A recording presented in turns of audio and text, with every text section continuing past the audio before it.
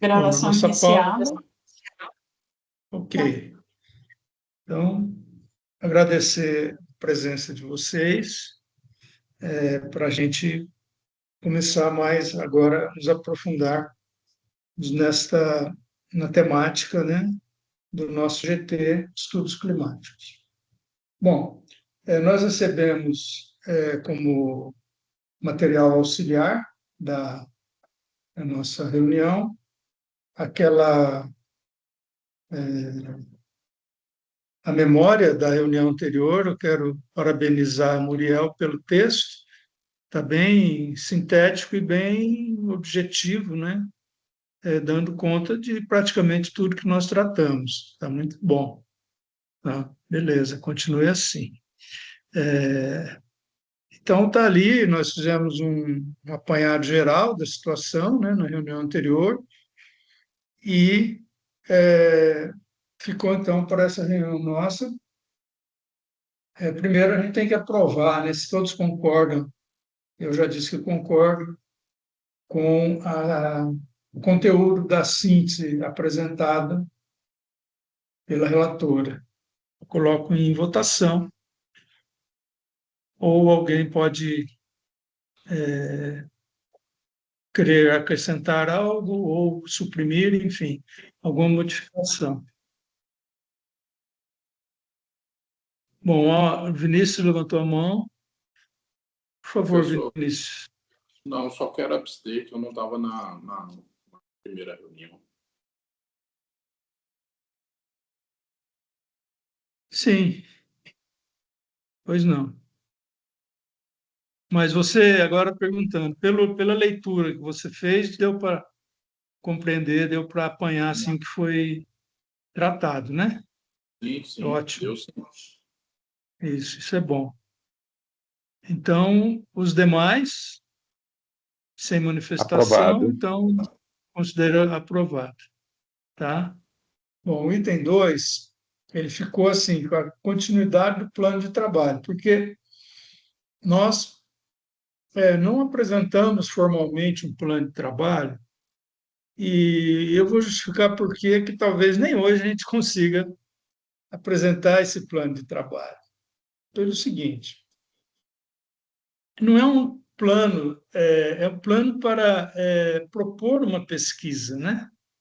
Não é um plano de realizar a pesquisa, de concretizar algo assim.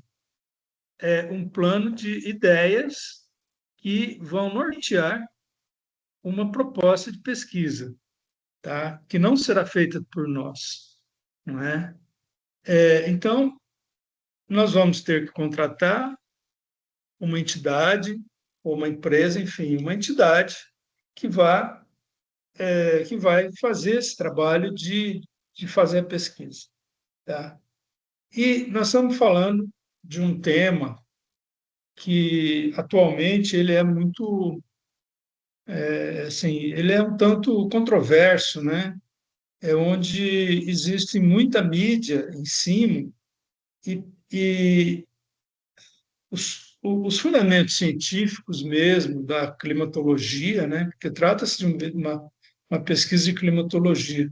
Os fundamentos científicos eles estão assim sendo deixados um pouco de lado, e o conteúdo emocional, vamos dizer assim, político e tal, da questão das mudanças climáticas, é que ela existe, não é de hoje, a mudança climática sempre existiu, mas ela está realmente se agravando, se acelerando, né, ultimamente, e também impactando a sociedade, né, de várias maneiras, e é isso que cria essa tensão, que eu chamo de tensão midiática, né? E aí os fundamentos científicos eles ficam um pouquinho de lado. Mas se tratando de pesquisa científica, nós temos que nos reportar aos fundamentos científicos da climatologia. Bom, vocês me perdoem, eu falo disso pelo fato de ter lecionado climatologia, pesquisado praticamente durante a minha vida toda, né, com mestrado, doutorado, tudo envolvendo a climatologia e a geografia física, né, de modo geral, né?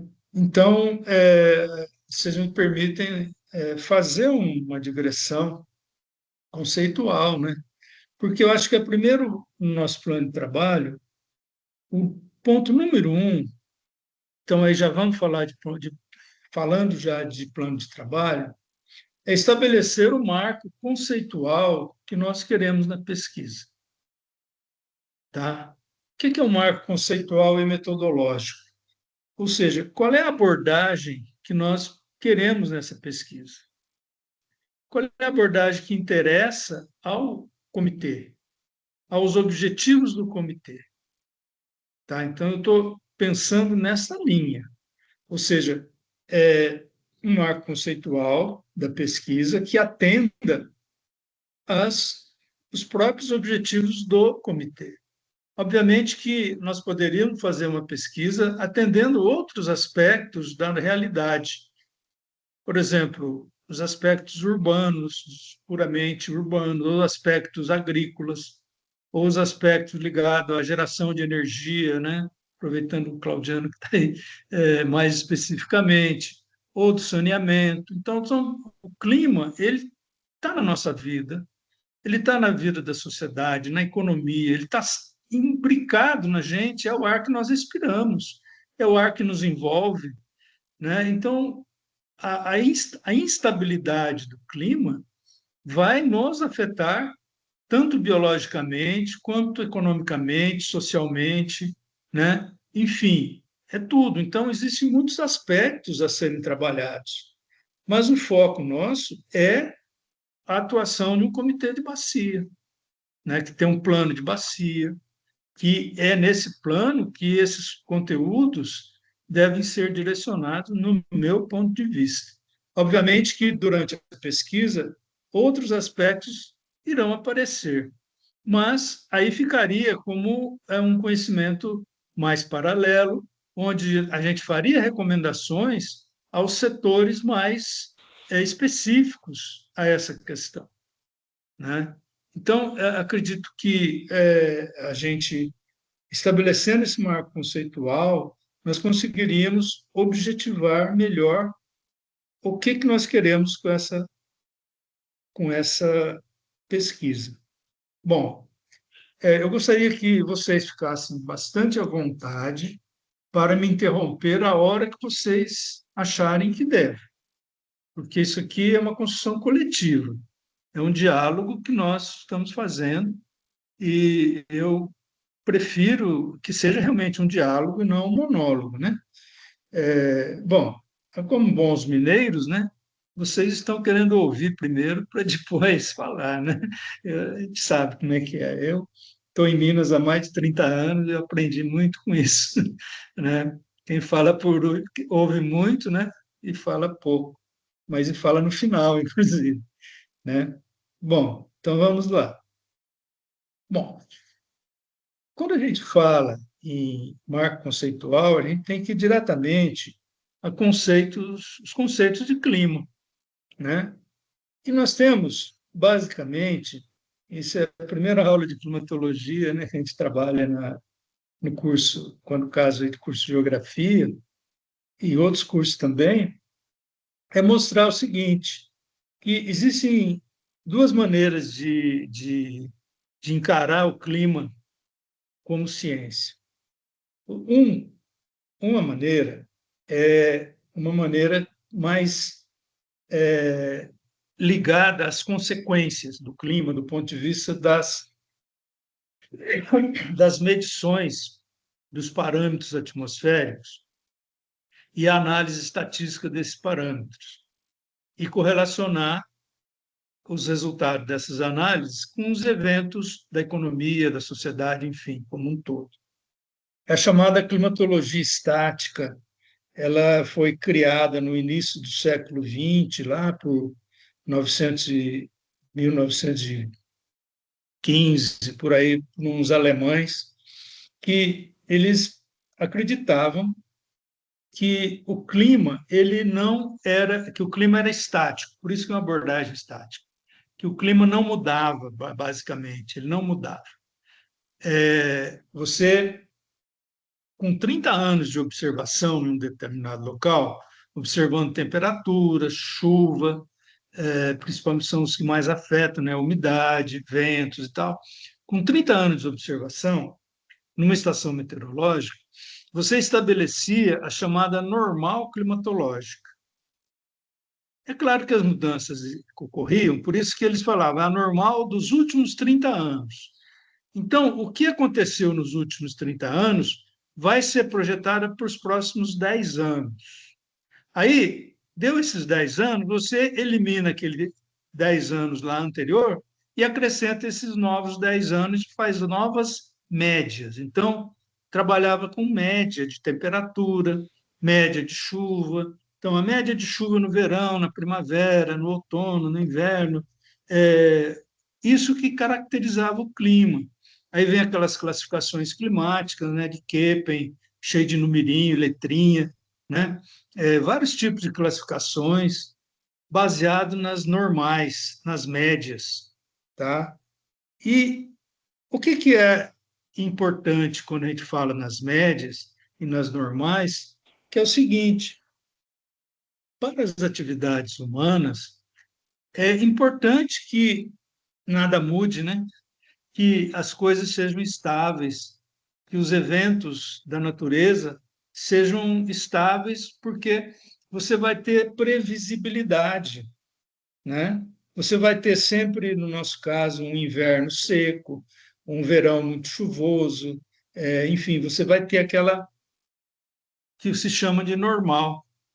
Então, o que é normal é aquilo que é habitual e que é é aquilo que acaba definindo o clima de um lugar, tá? Nessa concepção, né, que se preocupa mais com o fato acontecido e vamos pensar que esses dados são tratados, né, esses fatos que se transformam em dados, são tratados estatisticamente e se definem as normais, né? E sendo o normal é aquilo que é de fácil previsão. Isso é muito bom, né, inclusive, principalmente para o capital, né, porque quem investe gosta de saber, quer saber, né, qual é a previsibilidade do retorno. Você faz mesmo assim uma obra, uma hidrelétrica, você faz dentro de parâmetros, né, e considerando que a variabilidade desse parâmetro ela tem determinados limites que são previsíveis, né? É interessante que agora trazendo questões para a hidrologia, né, que nós estamos tratando, né, na bacia, isso é importante porque é o impacto das mudanças no comportamento hídrico do Rio Araguari e seus afluentes, é que no momento em que você faz uma obra, você fala, bom, eu estou fazendo aqui com o grau de certeza e recorrência para 500 anos. Então, qual é a cheia esperada para 500 anos? Mas você está fazendo em cima de parâmetros do passado, né? E aí o futuro? E em hidrologia, né, Cláudia? A gente sempre fala assim, olha, a chuva de 500 anos ainda vai acontecer. Ah, mas Isso, choveu pra caramba esse ano, não sei o quê. Ah, mas não é aquela ainda. a Né? Deca Então, milenar. a década milenar aí vai aparecer. E a gente nem sempre está preparado para isso, né? Obviamente. Tá? Então, isso também fica por conta dessa abordagem normal, né, de clima, onde você trabalha mais com as consequências. Bom, já na década de 50 do século passado, né, nós tínhamos, principalmente por parte sim, dos franceses, climatologistas, né, um geógrafo chamado Max Sorre, outro Pierre Pedalaborde, que eram climatologistas que começaram a questionar esse tipo de definição de normais e tudo, e começaram a pesquisar no seguinte sentido: fala, olha, o clima ele é definido pelo que a gente sente no dia a dia. E o que a gente sente? quais são as sensações que a gente tem no dia a dia? Quais são os tipos de tempo que impactam as atividades que a sociedade tem, como agricultura, geração de energia elétrica, de hidrelétrica, no caso, conforto, né? Enfim, produção animal. O que que impacta? Porque às vezes você tem um tipo de tempo assim bem interessante para o final de semana, para você curtir uma piscina, uma praia, uma beira-rio aí, fazer um esportes e tal, mas ele pode ser péssimo para quem está precisando de chuva, né? Então, a concepção de clima, ela começa a ser mais segmentada, no sentido de que para cada atividade ou até para cada pessoa, o que que é um bom clima, o que que é um clima ruim, vamos dizer assim. Então depende. Então já não tem esse consenso de normalidade. O normal não existe. Então você não tem, você não consegue fazer uma normal porque você não pode ser uma mesma realidade para todos, né? E mais, o que que causa isso? O que que causa? Qual é a causa dessa variabilidade e dessa instabilidade constante, né? Aí que está. Então começa a levar em conta a dinâmica atmosférica, o movimento das massas de ar, né? Os sistemas atmosféricos, também chamado mais apropriadamente, que os sistemas atmosféricos eles não são estáticos. Eles têm frequência em cima de um lugar, né? Maior ou menor frequência, maior ou menor permanência, né? Mas eles vêm, por exemplo, uma massa de ar polar, ela vem na primavera com uma intensidade, no inverno com outra intensidade, com maior frequência. Chega no verão, ela também continua chegando, mas com baixa intensidade. Então, o clima vai ser uma sucessão de estados atmosféricos num lugar. E esses estados atmosféricos, eles podem ser analisados e devem ser analisados segundo a necessidade de cada pessoa, de cada setor da economia, né? Porque às vezes um excesso de chuva pode ser bom para encher um reservatório, mas ele não é bom para colher feijão, por exemplo, né? Então, nós temos que pensar a climatologia de uma maneira a entender que ela tem um impacto diferenciado, clima, né? Esses estados atmosféricos têm impacto diferenciado em diferentes segmentos da própria sociedade, né? E das próprias pessoas, porque quem tem pressão alta, por exemplo, não gosta do calor excessivo, não faz bem. Quem tem pressão baixa já não gosta do frio, aquele frio de Curitiba e tal, não é bom para quem tem pressão baixa. Então, você vê que varia, né, da pessoa para pessoa. Então, nós temos que pensar que nosso marco conceitual ele tem que primeiro, ser adequado a aquilo que diz respeito ao nosso comitê, a Bacia do Araguari. Tá? Então, esse é o primeiro passo que a gente tem que dar, justificando, obviamente, Bom né? dia. Bom dia. Bom dia, pode falar. Quem é que está falando? Eu Não? acho que era o William, que estava com o microfone aberto, professor. Não, William. Desculpa, eu estava com o microfone aberto aqui, pode continuar. Tá, bom. Pode mandar parar também se eu estiver muito chato. Bom, então nós estamos aqui, né? Uhum. Em primeiro momento, se todo mundo está de acordo, com o nosso foco, que é estabelecer esse marco conceitual em função daquilo que interessa ao nosso comitê. Bom, Não, beleza. É, Professor, assim, o Jacomini, a única coisa que eu falo assim, que o senhor como professor, o senhor pode até me corrigir, mas tudo bem, a gente aqui está tendo eco, eu não sei por quê. Concordo com o senhor plenamente, a gente está estudando o que vai ocorrer, o importante para a nossa bacia, para o nosso comitê, só que o clima, o estudo ele é tão mais amplo, né, que de repente a gente vai ter que estudar, que não tem como estudar um clima só num ponto, né? Talvez, assim, pela questão, o objetivo que a gente vai fazer, redes de estações totais levantadas, instaladas, a gente consiga refinar esse ponto, né? Mas e assim, ele termina extrapolando um pouquinho, né? Pegando aqui mais como se fosse regional, né? Me corrija se eu estiver errado, lógico, a gente vai buscar isso, né? Mas eu concordo plenamente com o senhor, da gente estudar o que é focado na nossa bacia, né? Para trazer respostas para a gente, ou é que, na verdade, a gente está buscando, como o senhor falou, são vários eventos, a gente está buscando, na verdade, é tentar entender os que estão fora de parâmetro ou que acontecem com intensidade um pouco maior, né? Ou menor. bom, então você já deu um passo à frente daquilo que nós falamos. Eu acho que Ô, me é um desculpe, bom me gancho. desculpe.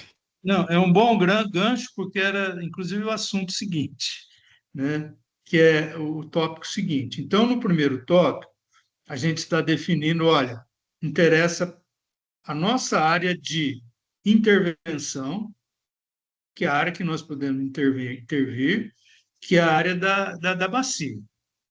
E também a nossa é a área impactada por aquilo que vem de fora, vamos dizer assim, tá? Mas, ao mesmo tempo, nós fazemos parte desse conjunto também, que onde nós recebemos as consequências do que vem de fora, mas o que é produzido aqui também impacta lá fora, tá? Então, eu penso o seguinte, antes de eu seguir, eu vou dar a palavra para o Vicente. Por favor, Vicente.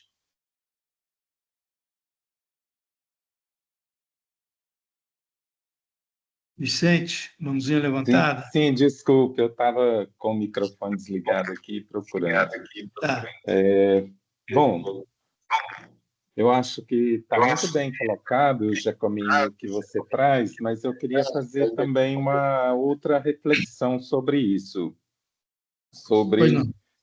mudanças climáticas e quais os impactos disso, no caso, na bacia, né, que é o nosso foco.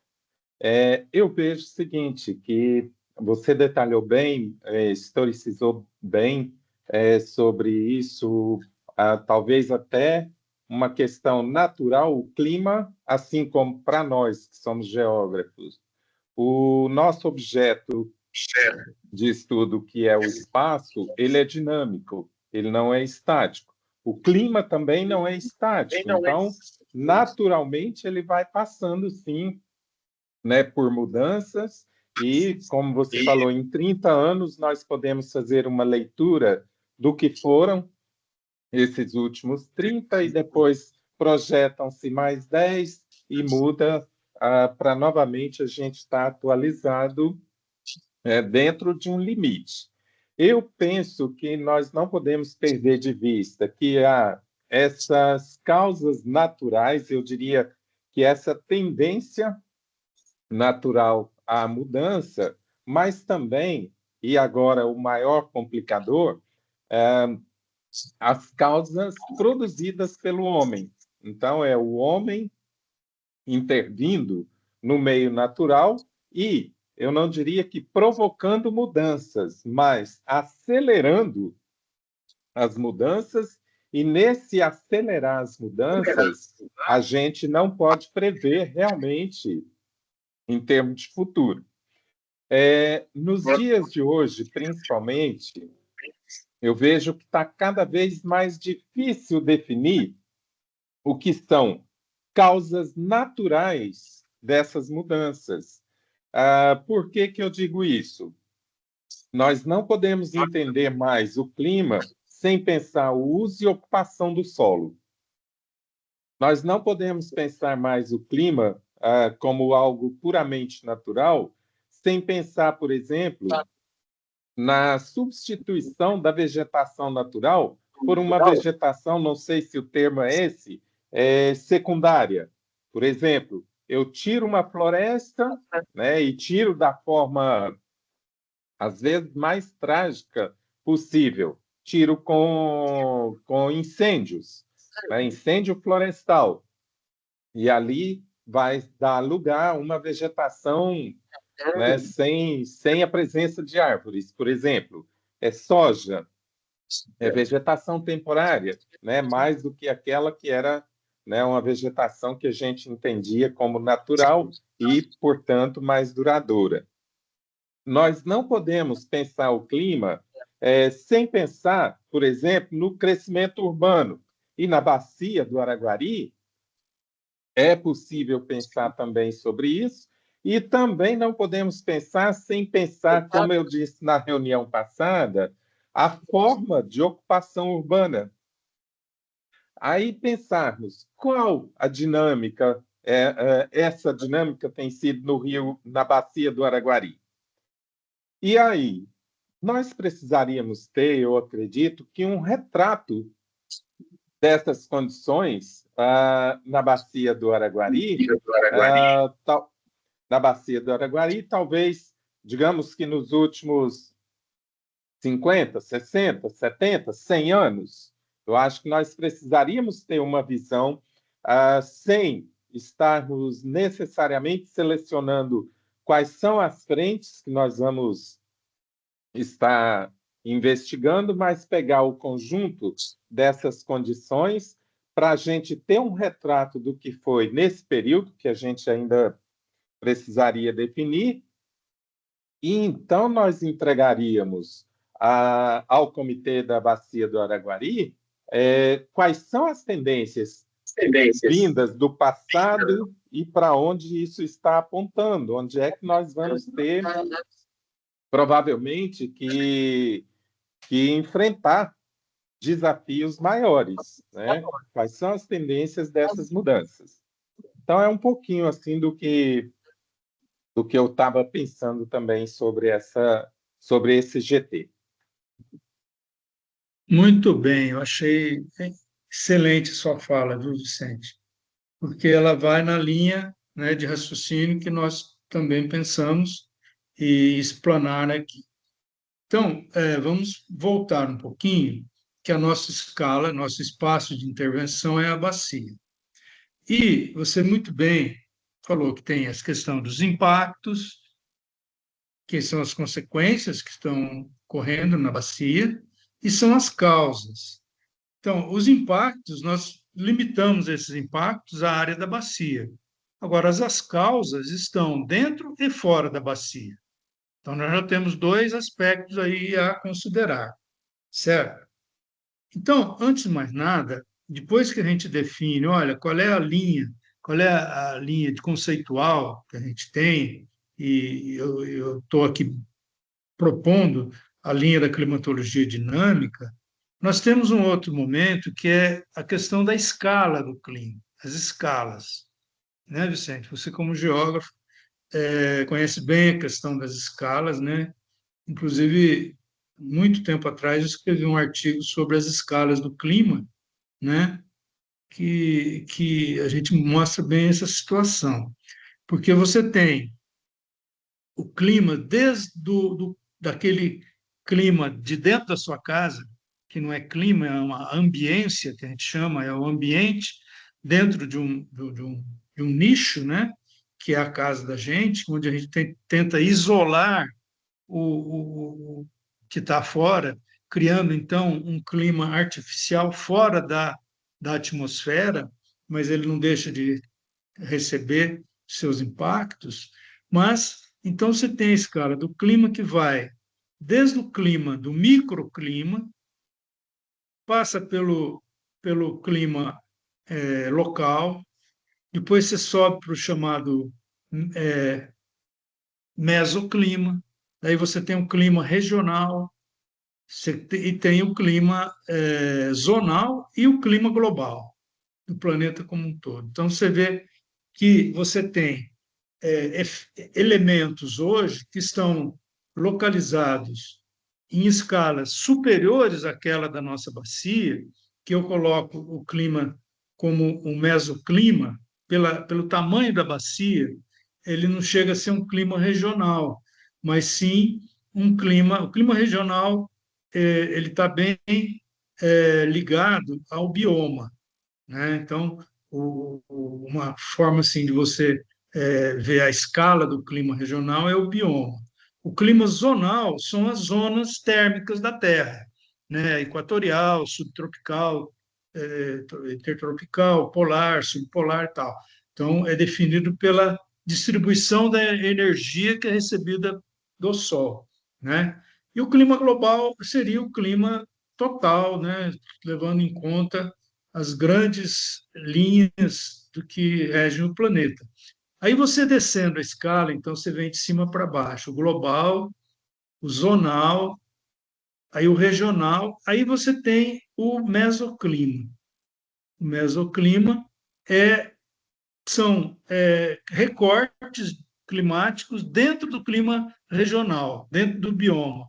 É onde eu situo basicamente a bacia do Araguari, tá? E abaixo disso, nós temos aqui os climas locais. Por exemplo, o clima urbano de Uberlândia é um clima local, por exemplo. Agora, o microclima é aquele clima do seu quarteirão, ali do seu entorno, onde você vive e tal, tá? Então, é basicamente isso, a escala do clima. Então, primeiro, localizando a gente aqui nesse clima, nesse mesoclima da bacia do Araguari, nós vamos ter assim, ele recebe impactos, esse clima, nessa escala, ele recebe escala das ordens superiores, que vem do clima da Terra como um todo, né, do clima global, Ali do depois do painel do clima IPCC, zonal, né? Hum, Seria aqui. exatamente. Uhum. E aí que tem as notícias que a gente tem lá do IPCC, eles vêm até praticamente nos climas regionais.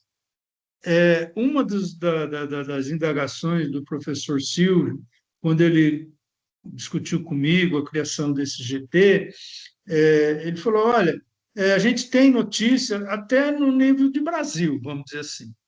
E depois a gente não sabe, dentro do Brasil, quais são as nuances, né? Por exemplo, Rio Grande do Sul, você tem por que esse clima nessa escala? Porque tem cada vez que você vai vindo mais numa escala inferior, você vai tendo maior interação com a superfície, tá? Por exemplo, se você pegar o clima zonal, o que interessa para o clima zonal? É a curvatura da Terra, né? É a forma do planeta, são a posição relativa em relação ao Sol durante as estações do ano. Isso vai no clima zonal. Agora, quando você faz já do clima regional, você está falando em biomas, né? O que vai acontecer nos biomas? Você vai ter, na zona tropical, tudo é quente Uhum. na tropical. Só que o que diferencia na zona tropical um bioma do outro? A umidade. Umidade, A isso. diferença de umidade. Tudo é quente, mas você tem o seco, você tem o frio, aliás, desculpa, o seco e Uhum. o mais ou menos, o úmido, tá entendendo? Agora, clima regional, então, que está associado aos biomas, ele tem muito a ver com a circulação das massas de ar, tá? Por exemplo, os centros de alta pressão, eles vão caracterizar clima seco. E esse centro de alta pressão é quente e seco, ele vem para a região mais próxima do Equador e forma, por exemplo, o que está acontecendo hoje, que ele chama de bloqueio atmosférico, impedindo a penetração da frente fria. E aí nós vamos ter essa semana, já semana passada, e a tendência agora nos próximos 15 dias é agravar esse calorão que nós estamos vivendo por conta de uma questão da circulação atmosférica. Agora, quem é que está governando essa circulação atmosférica? São elementos que estão acima, em escalas superiores, são elementos zonais e elementos ligados a aquecimento de oceano. Então, está ligado lá ao macroclima, né? Ao clima do planeta como um todo, tá? Que governa essa distribuição. Agora, você tem peculiaridades no solo que vão agravar ou vão tornar menos graves os impactos. Obviamente que esse calorão não vai ser tão grande em altitudes acima de 2.000 metros, 3.000 metros, né? Ele vai ser pior nas baixadas, em áreas mais deprimidas. Tá? Então, aí entra a interação, né, entre, você teve aqui no regional a distribuição da umidade, agora vai entrar a interação dentro de aspectos intrarregionais, que é, por exemplo, as características da bacia, né, do Araguari. Bom, então eu falei do que está acima. Agora, o que está abaixo? Na própria bacia do Araguari, nós temos um zoneamento climático interno, e aí nós vamos ter que a bacia recebe impactos das ordens superiores e ela também causa efeitos nessa ordem superior, porque existe sempre uma troca de energia e de matéria. Obviamente, se eu tenho uma bacia totalmente revestida de vegetação natural, né, o balanço de energia vai ser um. Mas como ele não é mais, o balanço de energia já é modificado, isso vai impactar de baixo para cima, para as ordens superiores, mas também o impacto que vem das ordens superiores vão ser, de certa forma, não tão, não tão bem absorvido como seria se tivesse uma cobertura vegetal nativa, obviamente. Bom, então nós precisamos estudar muito bem o uso e ocupação interno do nossa bacia e a evolução disso ao longo dos últimos 100 anos, vamos dizer assim, como falou o Vicente, eu concordo, para a gente ter um diagnóstico evolutivo dessa situação. E nesse diagnóstico que a gente vai mostrando como é que foi ocorrendo a mudança do uso e ocupação de solo e como é que, de uma forma, isso veio gerar impactos, mas também veio gerar causas que vão daqui para fora, né? Então, um zoneamento interno, um zoneamento climático interno da bacia, eu acho que deve fazer parte do escopo do nossa pesquisa, tá? Onde você vai mostrar, que ele chama o retrato das condições. Que condições são essas? São aquelas condições que afetam na transferência de energia, né? de calor, perdão, de energia solar, que vira ou não vira calor sensível, modificações de padrão de uso do solo, que vai afetar o albedo, né? E aí também vem essa questão que o Vicente falou, que você tinha lá. O cerrado, né? O cerrado era até então tido assim como um bioma fraquinho, que não representa nada. Aí você vai ver que não é bem assim, né? É um bioma que, historicamente, na história geológica da Terra, é o bioma mais antigo que tem. As savanas, elas Resiliente, né? representam, eles é mais resiliente, é mais resistente a mudanças e mudanças. Então, vejam lá, as savanas resistiram nos últimos. Olha, você tem notícia de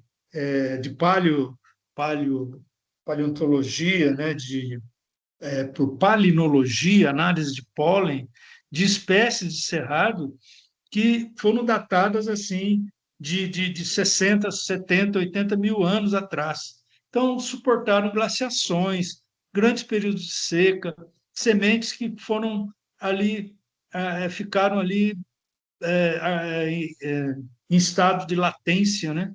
E aí, uma condiçãozinha favorável, veio a espécie volta, né? Então, você vai ver que esse bioma, né, ele tem capacidade de resistência e de resiliência, né, de voltar aqui. Então, a gente está vendo que a retirada dos elementos naturais desse bioma por elementos que vão transformar totalmente o balanço de energia e, consequentemente, o balanço hídrico, né? Quando você vê isso dentro de uma bacia, nós vamos ver como é que isso evoluiu, né?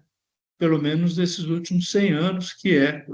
Agora, outro aspecto que o Vicente falou é da causa antrópica ou causa natural. Olha, sinceramente, viu? Hoje chegou num tal ponto que pouco importa, pouco importa. O que importa é o seguinte: o que nós podemos fazer para frear um pouco esse processo? Porque pelo que eu tenho visto, né, pelo pessoal lá do IPCC, nós já chegamos no ponto de não retorno, tá? Isso é muito grave, Isso, tá? isso. Nós A chegamos própria nesse Amazônia ponto. já está chegando no ponto dela não conseguir compensar mais, né, as emissões nossas. Exatamente, não todos os biomas, né? O cerrado continua sendo destruído, não é? E aí, o que nós podemos fazer? Falar, ó, hoje nós vivemos num mundo de narrativas, né? E o agronegócio, por exemplo, fala, não, eu estou plantando e tal, mas eu fiz uma viagem para Unai duas semanas para trás. Você passa ali na Chapada, já em torno de Brasília e tal, a soja já está colhida. Você tem extensões imensas de solo nu, totalmente nu. E nós estamos aí no mês de fevereiro, março, insolação altíssima, tudo aquilo virando calor sensível, porque não tem vegetação nenhuma, não é? Então, realmente, você falar, não, agricultura, mesmo até a agricultura permanente, de culturas permanentes, já está melhor. Mas nós temos que ir mais além, buscar subsistência em harmonia com os biomas, né? E existem já experimentos, né, bem-sucedidos de consórcio de produtos que você pode ter produtos de subsistência no interior de uma selva, por exemplo, né? É possível e é totalmente factível. Agora, nós temos aí uma população de alguns milhões de pessoas, né? E aí, vamos ver. Bom, Eu acho, Giacomini, eu acho que isso importa à medida que essa mudança significa também mudança de valores, né? E mudança nos nossos valores, na nossa forma de lidar com a natureza, isso seria mudança de paradigma.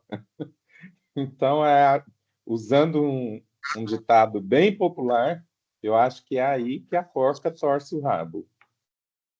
exatamente, porque aí você vai questionar, tem que questionar, antes de mais nada, o nosso modo de produção capitalista. Não tem outro jeito. Exato, exato. Não tem. É, mas Porque o Giacomini, e Vicente, mas nós temos assim, eu acho que está aí o nosso principal papel. Essa discussão ela tem que acontecer. Não adianta a gente deixar ela mais para outra. Não tem como mais deixar. As pessoas têm que quebrarem esses dogmas que não, cara, tem que se falar sim, tem que não tem como mais adiarmos isso. Então eu acredito que, com certeza, dados que a gente vai buscar aqui, e uma das saídas que a gente tem que deixar, acho que principalmente, parabéns pela belíssima aula até agora aí, você, Vicente, conduzindo aí, mas realmente, cara, nós temos que falar, não tem mais como deixar. Exatamente. concordo. Eu acho que é bom que a gente vá chegando nesse. Eu gostaria, como é um tema mais sensível do ponto de vista político, eu gostaria que todos se manifestassem, né, a respeito, porque são os limites do planeta. Nós está atingindo os limites, né? Quer queira ou quer não queira, né? Estamos atingindo os limites. E isso é ligado ao nosso modo de produção, não tem por onde, né? Bom, aí vamos ver o que a gente conseguiu avançar. Então, nós definimos inicialmente uma abordagem dinâmica que leva em conta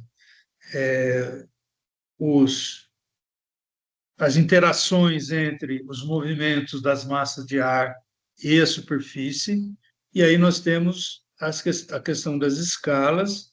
Nós focamos, então, a escala da nossa bacia, numa chamada, que a gente chama de mesoescala, né?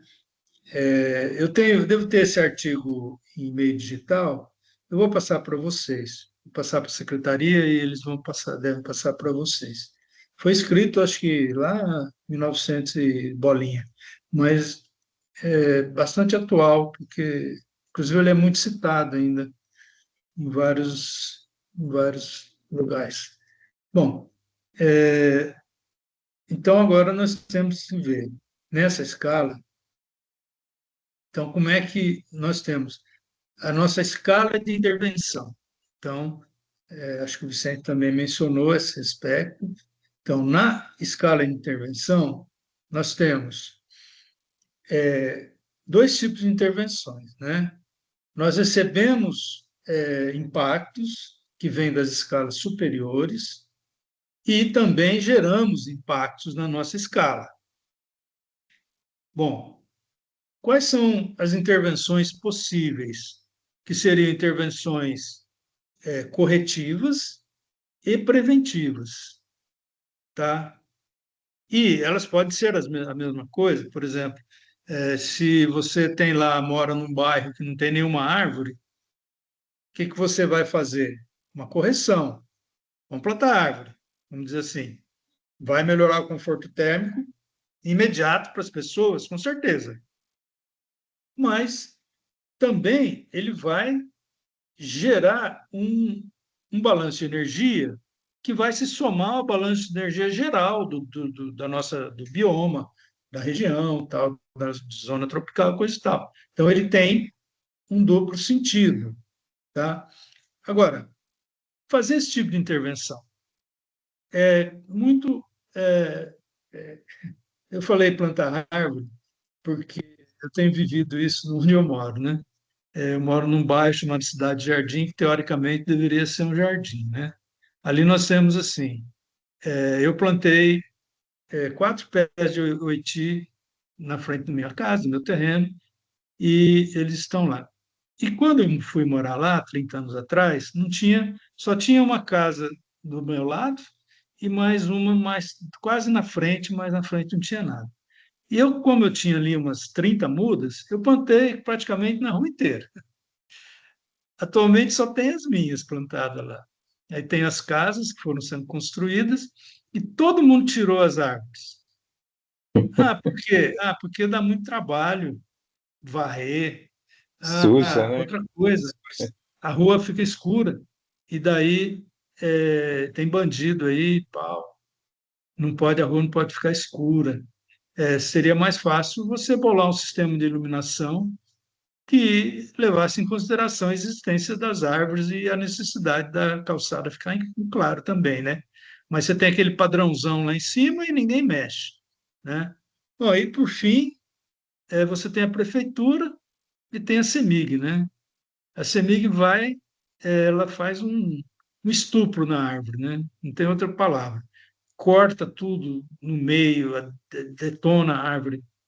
E a prefeitura, para variar, ela vai lá e corta o restante, né? Então, é impressionante, né? Quer dizer, as políticas públicas visando o conforto das pessoas, elas não existem, tá? Então, isso na escala do microclima ali, do bairro, né? Da rua, da frente da sua casa. Agora, é interessante que eu deixei a árvore ali, as árvores, e todo mundo estaciona debaixo, né? O vizinho que tirou a árvore da frente, o primeiro lugar que ele vai para estacionar é debaixo da minha árvore. Então, é bem sintomático isso. Quer dizer, é bom, né, você ter o benefício, né? Então, todo mundo reconhece o benefício, mas pouco se sacrificam para que a gente consiga esse benefício, né? Se é que é sacrifício manter uma árvore, né? Mas para essas pessoas que tiram as árvores, deve ser. Bom, então, voltando então na nossa questão, então, no nível de intervenção, nós podemos intervir tanto na absorção dos impactos, para minimizar esses impactos, mas também quanto nas causas, tá? Considerando que nós recebemos causas externas, então nós temos que, antes de mais nada, nos prepararmos para minimizar essas causas que vêm com tipo calor intenso, chuva mais forte, etc. Tá? Episódios mais impactantes. Bom, eu não estava falando aqui, deixa eu voltar no roteiro meu aqui. Então, nós chegamos a definir a nossa escala, né? Onde a pesquisa ela tem que dar conta da relação dos fluxos de matéria e energia nas escalas que estão envolvendo, nas escalas superiores e nas escalas inferiores. Tá? Ou seja, do ponto de vista externo, a advecção de energia, quer dizer, a entrada de energia na nossa bacia, basicamente energia térmica, e a entrada de matéria, basicamente água. De onde vem essa água? Que época do ano? E quando esse material condensado, sob forma de nuvens, chega sobre a nossa bacia, como é que ocorrem as chuvas? Porque eu tenho que considerar desde lá embaixo, na foz do Araguari, até lá no alto, né, na região de Araxá, né, que você tem uma distância, uma altura diferente de lá, você está sempre acima de 1.000 metros, e cá embaixo você está aí na altura de 450, 500 metros. É significativo, né? É significativo, considerando que o gradiente térmico vertical, né, ele é de 0,6 graus a cada 100 metros que nós subimos, ou 150 metros, 1 grau, na média. Tá? Então, você vai, não é o caso de Tuiutaba fica fora da bacia, mas é um exemplo, né? Você vai de Araxá para Ituiutaba, você vai ver a diferença térmica, né, no mesmo dia, né? Por quê? Por causa da questão da altitude. Então, isso afeta também na distribuição de chuva, né? E no zoneamento da bacia. Então, nós vamos ter que ter um zoneamento interno da bacia, onde a gente, ao invés de separar tipos climáticos dentro da bacia, mas sim ambientes climáticos que levam em consideração a integração entre os elementos da superfície e os elementos da atmosfera. Por exemplo, o espaço urbano de Uberlândia ele já atingiu uma escala que ele provoca uma mudança climática, né? Desde o tempo que eu ensinava lá, eu botava os alunos meus a percorrer os bairros com um termômetro na mão, anotando temperatura em diferentes horários, fazendo perfil térmico da cidade, e a gente notava que existia já desde 20, 30 anos atrás, 20 anos atrás, entre o centro e a periferia de Uberlândia, é uma diferença de 4 a 6 graus, né? Você tem um centro muito mais aquecido.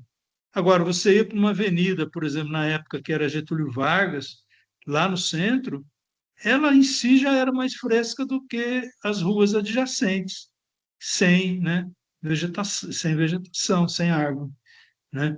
Então, você vê que esse dentro de um espaço urbano, ele não é homogêneo. Nós temos bairros mais quentes, bairros menos quentes, mais confortáveis. Isso tudo impacta na vida das pessoas, né? Uhum. Então, a verticalização isso, também influencia direto também, né? com certeza, Situação. como foi na última reunião nós tratamos bastante dessa questão, inclusive, né? Da verticalização é outro aspecto. Então, talvez capítulos específicos dos problemas ligados aos impactos e às causas em cada segmento desse interno da bacia. Você tem ali outras áreas que são mais preservadas, por exemplo, né? Com vegetação natural. Então, nós vamos ver também como é que é esse zoneamento interno, porque isso pode nos mostrar padrões que devem ser seguidos. Entende? Então, se na bacia nós temos diferenciações, essas diferenciações devem ser identificadas, devidamente caracterizadas nas suas dinâmicas e propor ali modelos a serem repetidos em outros setores da bacia, né? Então, é possível, inclusive, você fazer propostas para o agronegócio, porque mostrando que o sistema ele tem vida curta ainda. Eu não sei se vai durar mais de 50 anos esse sistema de produção nosso, esse modo de produção capitalista. E o próprio capital, se ele quiser sobreviver, ele vai ter que se adaptar. E, aliás, é uma forma muito... O capitalismo ele é muito adaptável, né? Ele tem um instinto de sobrevivência incrível, né?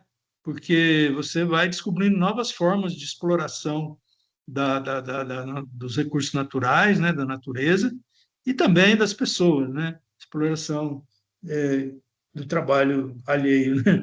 Mas o fato é que nós temos que buscar modelos que estão dando certo até certo ponto, né? E os que não estão dando certo. E fatalmente nós vamos cair, né? Nas áreas onde a agricultura é mais intensiva, onde ali você vai ter mais problemas realmente, né? Porque a gente tem que, por outro lado, também associar a questão ecológica, né? Dos ecossistemas. Nós temos que fazer uma amarração muito forte do clima associado aos ecossistemas, tá? É um outro aspecto que a gente tem que levar em consideração. Bom, E dentro da nossa bacia também, isso deve aparecer em algum momento do estudo, mas essa transformação, por exemplo, de água corrente para formação de ambientes lacustres, né, que ligado à construção de barragens. Por exemplo, pegamos o Rio Araguari, já é o grande exemplo aí, mas os outros rios também, todos com PCHs ou UHS, isso é uma mudança significativa também para o clima. sim, nós temos que ver o balanço de energia dos reservatórios, né? Desses espelhos d'água, Isso. que também tem suas escalas, né? Uma coisa é uma nova ponte aí enorme, né? E outra coisa é um barramento rural, por exemplo, de menos de 10 hectares, tal, né? Então a gente tem que ter dimensão disso, porque o nosso Rio Araguari ele é um rio que tem praticamente não tem mais nenhum trecho, ou são poucos os trechos lóticos, né? De água corrente, né? Ou No seja, que ambiente ainda podem ser apropriados por algum tipo de barramento. sim, sim, sim. Porque onde tem E, essa possibilidade é o sistema capitalista. Onde vê essa possibilidade, ao invés de ser uma ideia de isso deve ser preservado, não. Ainda há isso para ser apropriado e explorado.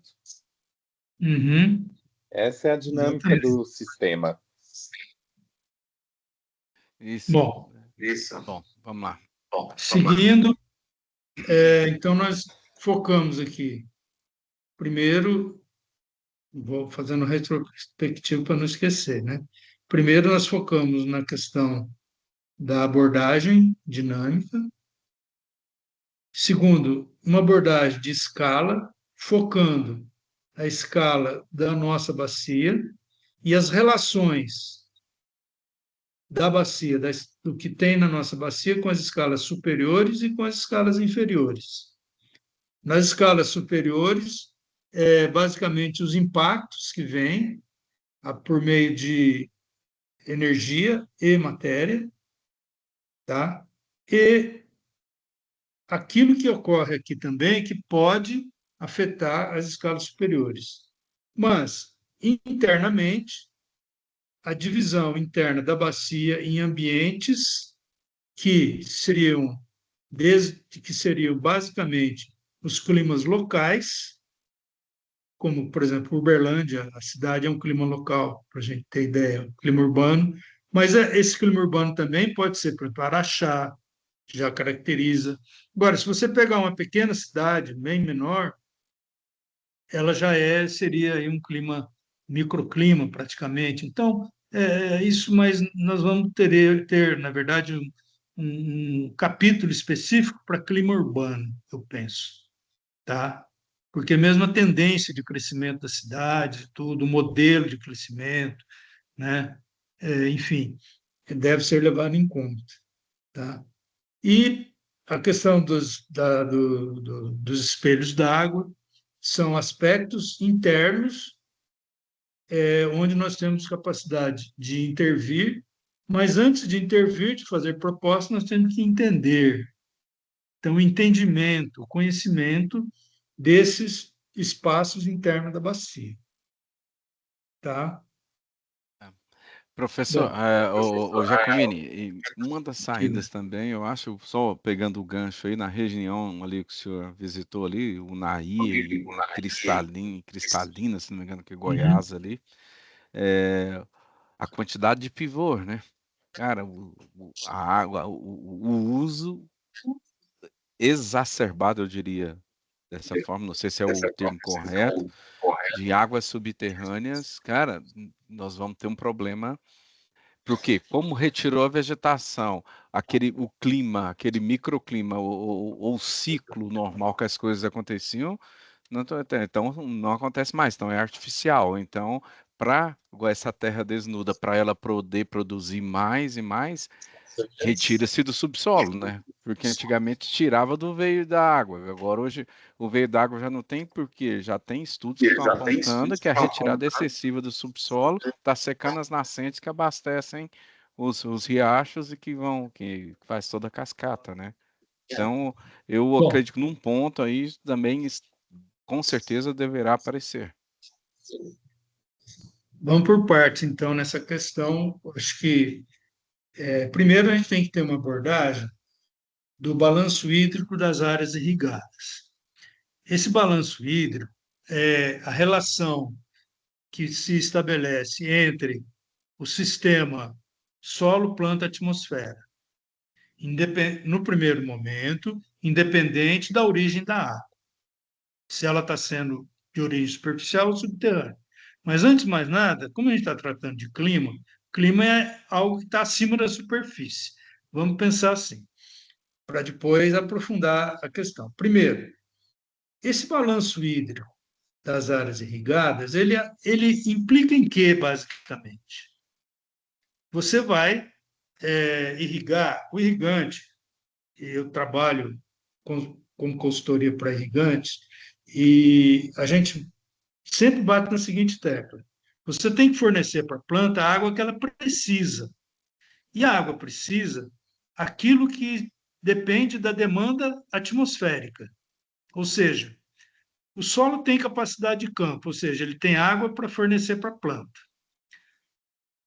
A água só vai para a atmosfera, só vai para a atmosfera se tiver uma diferença de potencial, ou seja, a atmosfera tem que estar mais seca do que o solo. Esse é o primeiro ponto. Porque a água, a planta, ela não segura a água. Ela usa a água como meio de transporte do nutriente. Lá no solo, eu não tenho água, eu tenho chamada solução do solo. O que é a solução do solo? É a água mais os micronutrientes.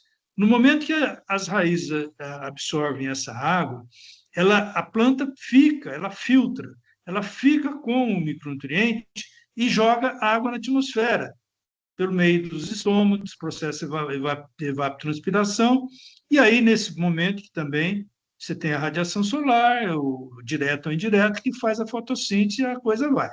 É um sistema muito interessante, muito bacana. Bom, então, você tem que considerar o seguinte, se você irrigar artificialmente mais do que a planta precisa, você está jogando dinheiro fora, porque você está gastando energia e está gastando água. Isso tem custo. Então, existem métodos hoje que todo mundo usa, que isso é o método do balanço hídrico, de você repor ao solo aquilo que a planta precisa. E a planta precisa de determinada quantidade de água a cada fase do seu desenvolvimento. Isso tudo tem tabela, é tudo parametrizado, de tal. Até aí tudo bem. Então, o que vai acontecer? Existem algumas teorias, não vou falar ainda de teoria, que falam o seguinte: olha, se eu estou tirando água do solo que eu mesmo coloquei, não estou questionando ainda de onde vem essa água, mas eu coloco o irrigante, fala, eu coloco a água aqui, a planta retira a água e joga na atmosfera. Então, ela está provocando uma umidificação na atmosfera e, ao mesmo tempo, ela está consumindo energia. Por quê? A energia que faz evaporar a água, ela não vira calor sensível. Por que acontece com o calor na atmosfera? O que nós sentimos? O que o termômetro marca? Ele marca, e que nós sentimos, o calor sensível. Por isso chama calor sensível, que nós sentimos. De onde vem esse calor? Ele vem do Sol? Não.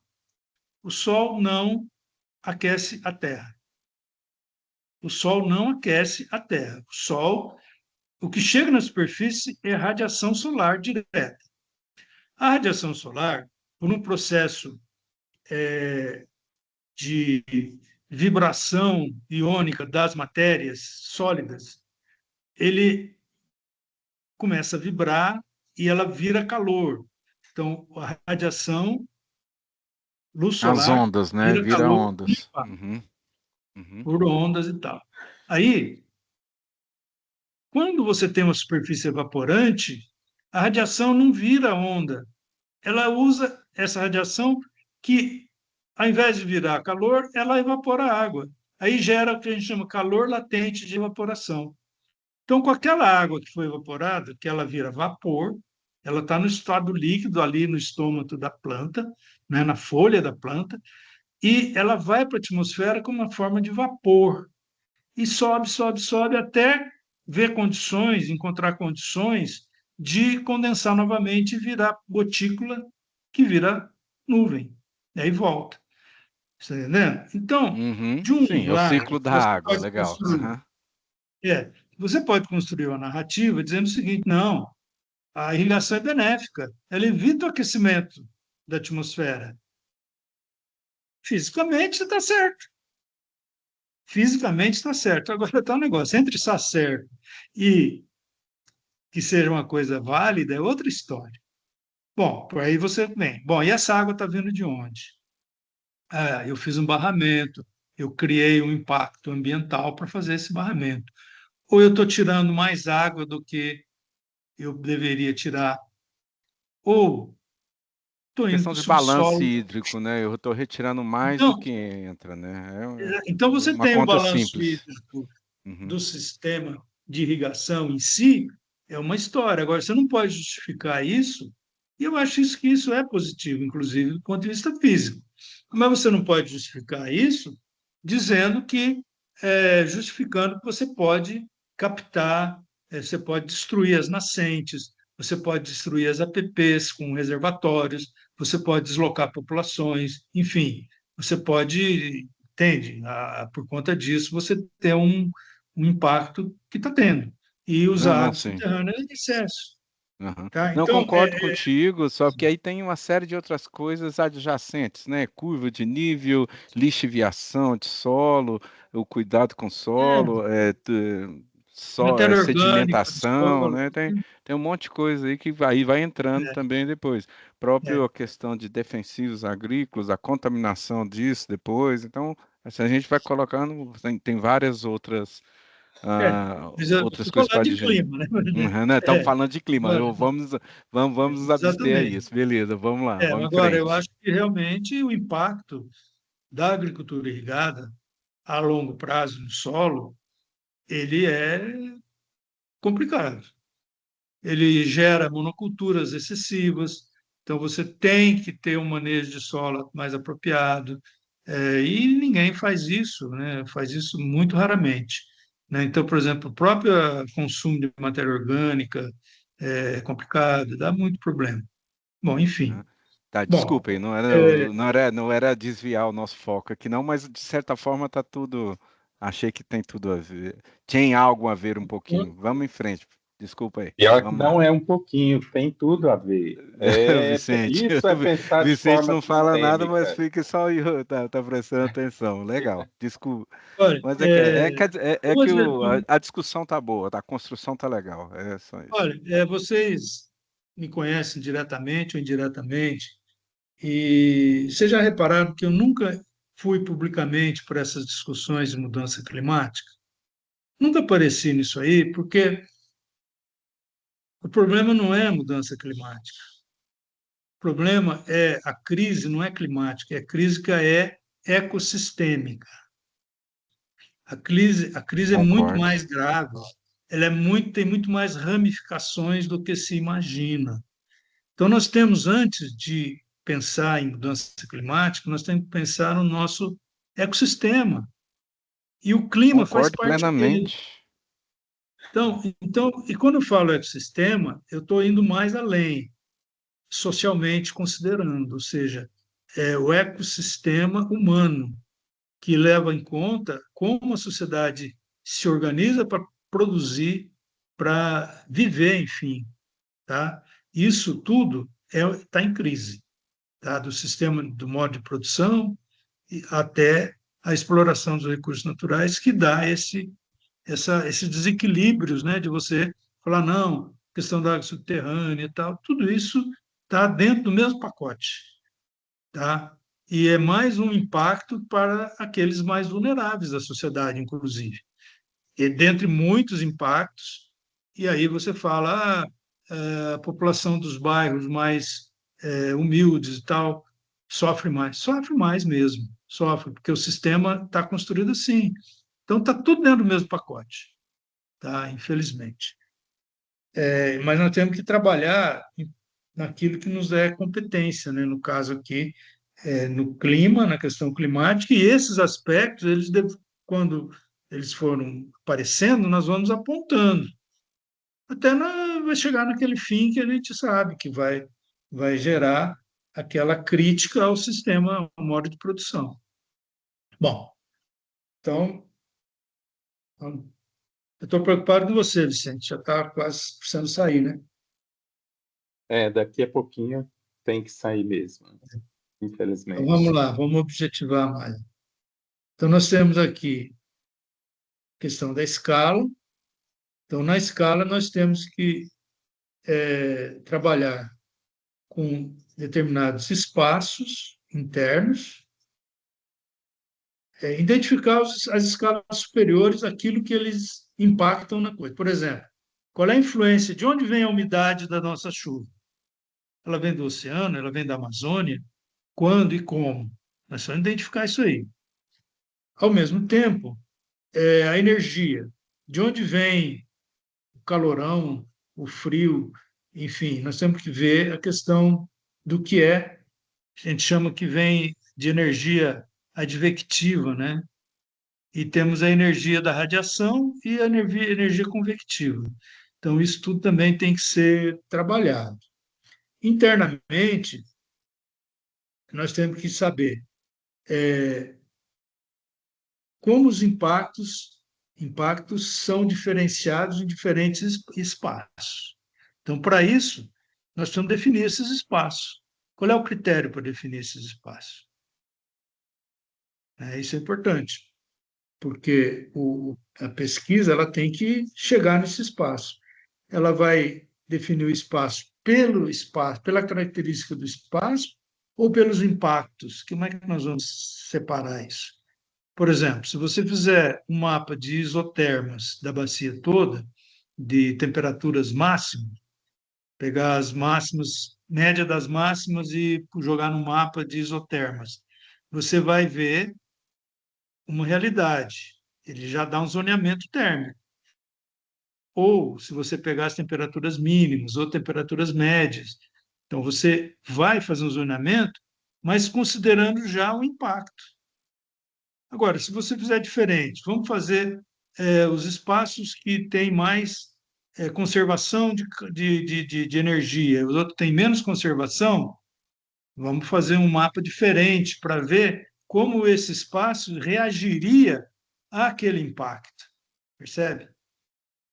Tá? Então, a gente precisa ver também como nós vamos definir esses espaços. Eu vejo esse segundo mais interessante. Desculpa aí, Vicente, eu uso outro. Mas realmente é mais difícil de fazer. Por isso que pouca gente faz. É muito mais difícil você partir do mundo do real, né? Por que que é? Porque um mapa de isoterma é um modelo espacial, é um modelo topológico de distribuição de números no território. Simples, números. É a variabilidade do valor ao longo do espaço, né, do território. E você vai classificar e tal, mas é uma coisa artificial. Não, tá. Agora, se você Beleza, então. partir de baixo para cima, você partir já dos ambientes que existem, o que sobrou, vamos dizer assim, de vegetação natural? Aí vem aquele negócio do uso e ocupação. O que tem Tá. lá Uhum. de onde é que está a agricultura mais e tal, e tal. Aí vamos ver as escalas disso aí e ver como é que mapeia. Agora, isso é muito mais difícil de fazer, não é qualquer um que faz.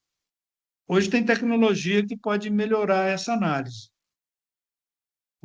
Eu acho usando interessante imagens. partirmos por aqui. Eu acho que a gente vai estar gerando também dados de base que vai nos dar, ou vai trazer mais dados substanciais para a gente conseguir madurar ou amadurecer e tomar futuras decisões, e a gente vai poder contribuir com todo também. Então, se a gente fizer naquela maneira, na primeira forma, vai ser mais um estudo, que vai repetir o mais do mesmo.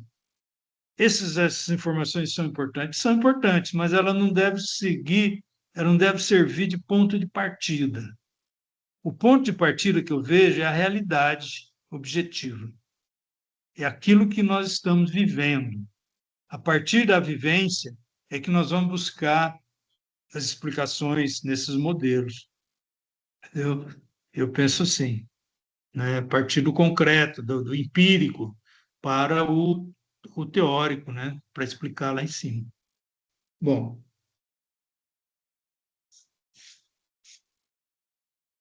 eu estou meio cansado já, sabe? Não, tá legal. Não, eu concordo com o senhor aí. Não, mas é assim, o que só o senhor falou igual no início, só você está falando aí, né? E nós estamos aqui prestando atenção, mas estou buscando também contribuir. Mas eu concordo com voltando a falar nisso, eu acho que eu fui apressado ali em sugerir aquela questão ali do modelo, mas explanando melhor assim, o primeiro eu acho que a gente volta a reforçar, a gente vai gerar dados de base partindo do empírico, né? Partindo do que já existe mesmo, né? Repetindo as suas palavras. É a partir da experiência, né? Do dia a dia. Porque ninguém fala, olha, vamos partir, se fala em populações vulneráveis, né? Vamos identificar o que é essa vulnerabilidade. Não a causa da vulnerabilidade, é a pobreza, e não tem condições de fazer. Agora, como é que essas pessoas se sentem não tendo ar-condicionado, não tendo ventilador, por exemplo? Vamos ser bem básicos. Como é que essas pessoas se sentem? Olha, o tiozinho lá, eu fui visitar o tiozinho que vai lá em casa, uma vez por mês, dar uma ajuda lá, limpar jardim, essas coisas. Eu fui visitar ele, ele mora na periferia. Outro dia eu fui levar ele em casa, chegamos lá, o filho dele, sabe o que ele estava fazendo? Estava debaixo da mangueira, no quintal tinha uma mangueira, estava lá numa cadeira fim de tarde, numa espreguiçadeira, e era o lugar mais que tinha o melhor conforto térmico do terreno dele. A casa dele estava um forninho, né? Um forno, mas a mangueira estava bom debaixo da mangueira. Opa, vamos falar para as pessoas se mudarem para debaixo das mangueiras, mas arborização é bom em qualquer circunstância, tá entendendo? Então, é isso que a gente tem que conhecer, tá? Conhecer, falar, olha, existem soluções que são mais onerosas e menos onerosas. Soluções, inclusive, se você ligar o ar-condicionado, você vai ter toda uma cadeia de impactos para trás, né? Energia elétrica, aí você vai ver se a energia está sendo gerada de alguma forma e tal, e tal. Então, você vai ter impactos, né, que repercute para trás, tá? E aí é importante a gente partir do concreto, partir do empírico, da experiência, para seguir na questão de identificar esses espaços e esses problemas, né? Então, é, é, precisamos ver, né, como é que nós vamos partir para isso, né, pessoal? Bom, eu acho que o que eu tinha que falar hoje, até onde eu preparei, eu cheguei no meu limite. Gostaria de saber aí dos demais, porque nós temos aqui, ó, continuidade do plano de trabalho. Então, nós vamos dar essa continuidade, viu? Viu, Lilian? Metodologia, competência, cronograma de reuniões. Nós já definimos o cronograma, né? É a cada 15 dias. Competência, ainda não. Então, nós estamos aí, ó, ainda no objetivos do estudo e metodologia.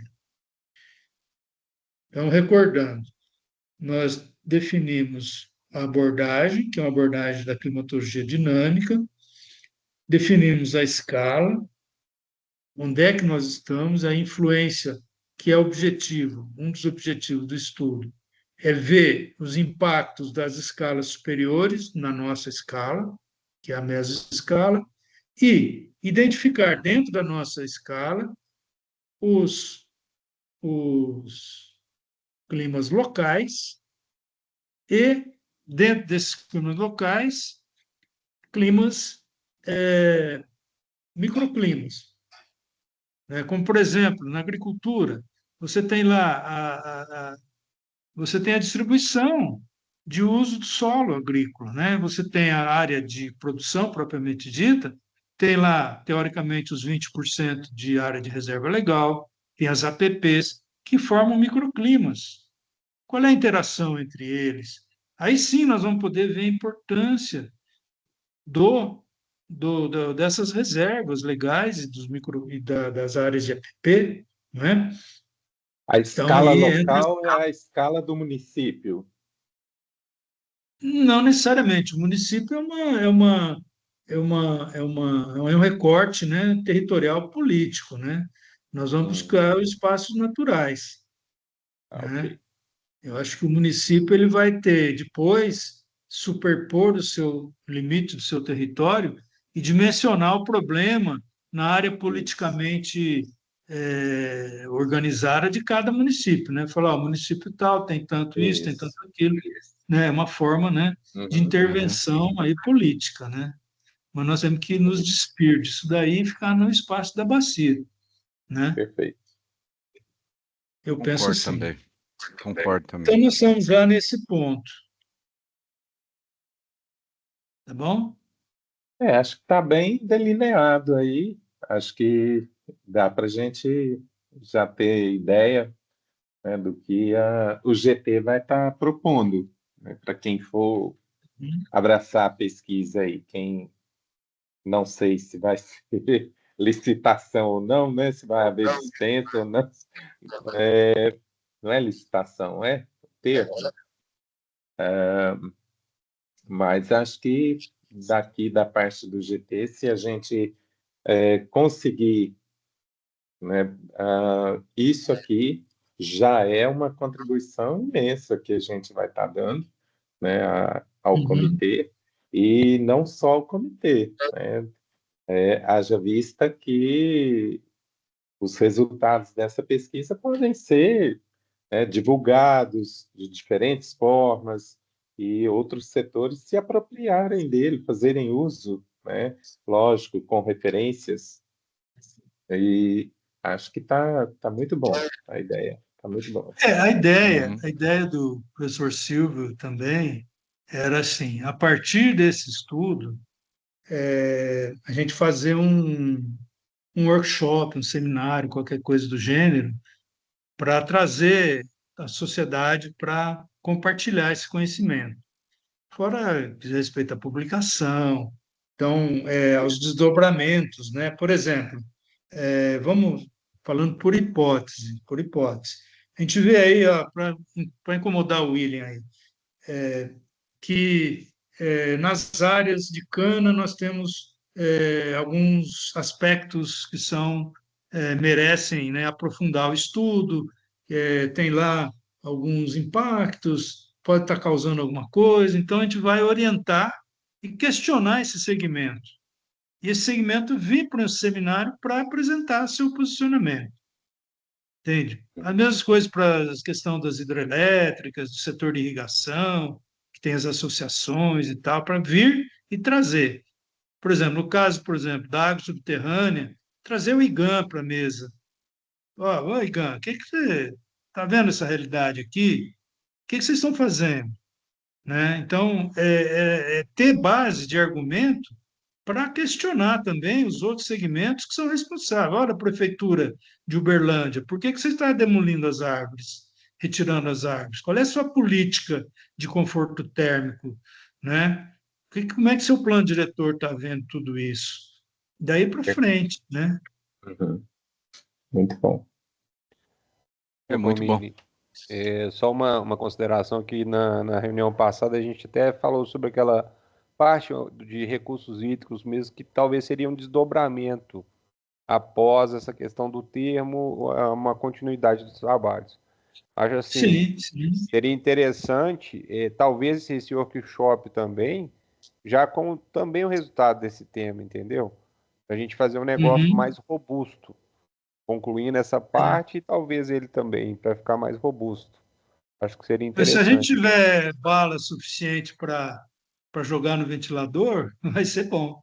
Aí as pessoas que estarão do outro lado, elas vão se sentir também na obrigação de dar uma resposta, né?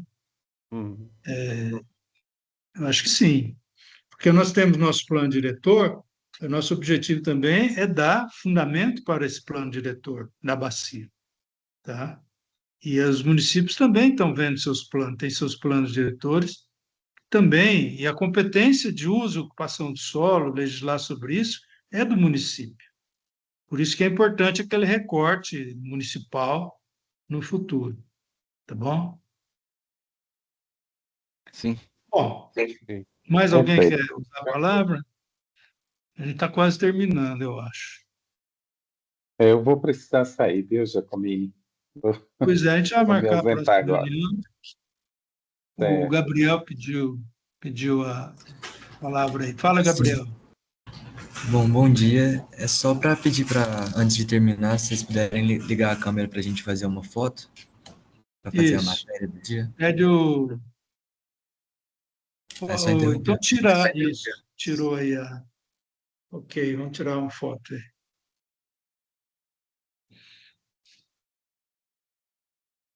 O William foi no banheiro.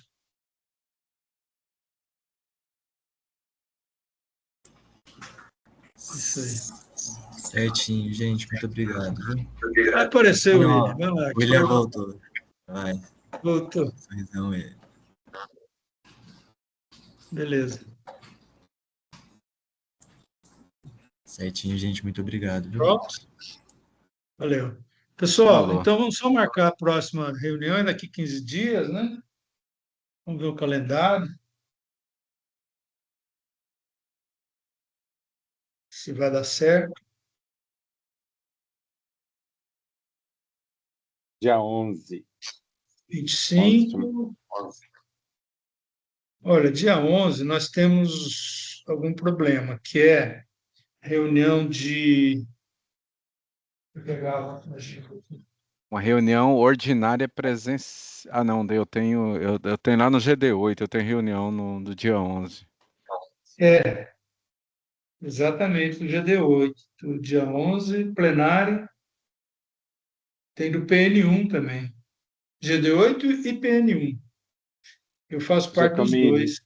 Eu também gostaria que a gente mudasse, não mais na terça-feira, pode ser na segunda, porque defini o meu horário na pós-graduação e vai ser na terça-feira.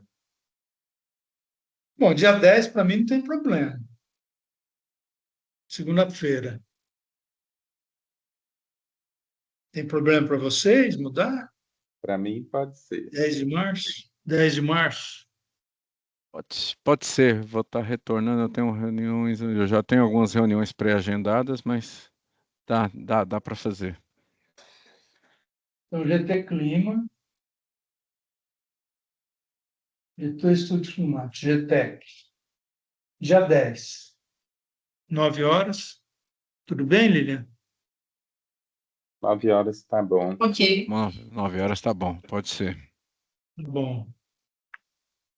Beleza? Então, vamos Perfeito. lá. Eu vou Perfeito. dar uma sistematizada também no que eu fiz Aham. e passar para a Murielle também, para ela incorporar como anexo, tá, na coisa, e no material dela, e vou procurar também esse artigo da escala do clima para passar para vocês, tá? Excelente. Excelente. Obrigado aí, desculpa as intromissões, Obrigado a mas você. foi Não, muito cara, bom. eu gosto, porque é muito chato você ficar falando sozinho, de repente Torna mais dinâmico.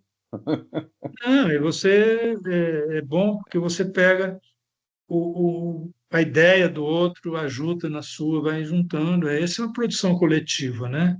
O objetivo é esse, né? Que a gente junte os nossos conhecimentos para gerar algo mais, né, avançado. Legal. Falou? Falou. Bom dia A para Lília, todos. o Gabriel Obrigado. e a Lília querem falar aí para você. Lília, o Gabriel já falou, acho que ele não baixou a mão. Mas a Lilian, sim. Lilian. Somente para informar que a convocação será enviada, então, dia 6/3, até para dar tempo da Murielle fazer a síntese. Ok? Eu queria sugerir o seguinte, Lilian, fazer um grupinho aí de WhatsApp no nosso GT. Acho que fica Sim. mais fácil para... Você tem o telefone de todos, vocês concordam? Mais um Concordo. grupinho. Professor Giacomin, a secretaria ela não participa do grupo no WhatsApp do GT. Temos uma lista de transmissão que a gente sempre envia um lembrete das reuniões e caso seja solicitado algum documento. Pode ser dessa forma? É que se eu quiser mandar alguma coisa, eu tenho que mandar para vocês. E depois você remanda. Sim, Seria pode mais ou enviar para menos a secretaria envia para a lista de transmissão. Mas a secretaria não participa do grupo do GT, mas de toda forma o GT pode ter um grupo no WhatsApp para Para comunicação. mim, é importante que a comunicação flua, né?